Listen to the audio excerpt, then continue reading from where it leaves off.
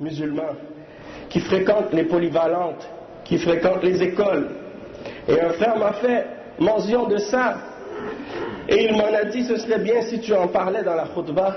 Et donc j'ai pensé que ce serait une bonne chose de mentionner quelques points à ce sujet-là aussi, puisque les jeunes sont concernés également. Combien de jeunes dans les écoles qui fréquentent les polyvalentes et qui ignorent que dans l'islam, l'adultère et la fornication sont des choses interdites. Et ils s'imaginent qu'il est permis pour un musulman d'avoir une copine et de sortir avec une fille. Ou qui s'imaginent que c'est permis de sortir dans les discothèques ou les clubs ou les bars le vendredi ou le samedi ou la fin de semaine. Il y a plein de jeunes musulmans qui fréquentent ces endroits-là, garçons et filles, et qui pensent que ces choses-là sont acceptables et permises en islam.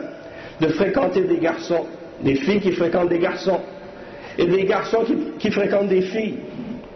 Tout ça c'est haram dans l'islam. Peu importe qu'est-ce qu'on s'imagine.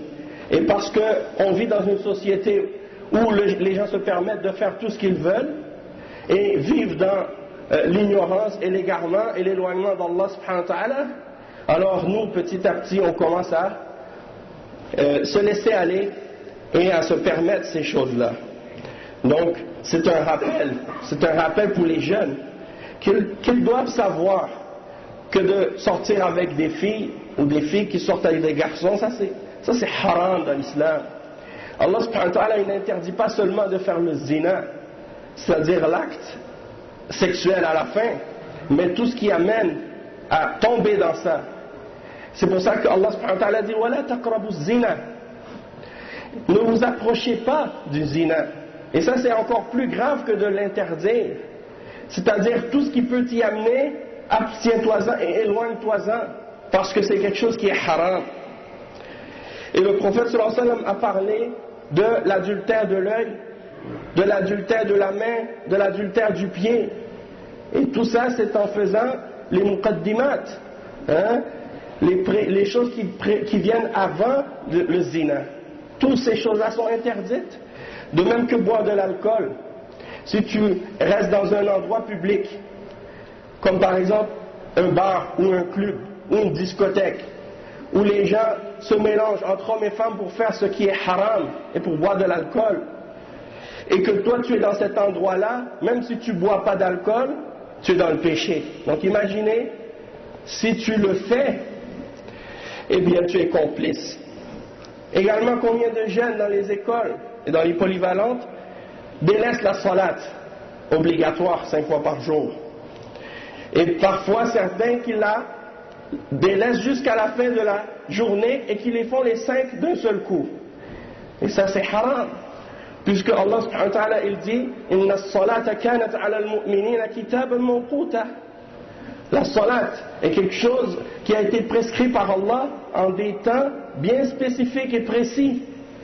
Et donc c'est chaque prière qui a son temps et on doit respecter ça.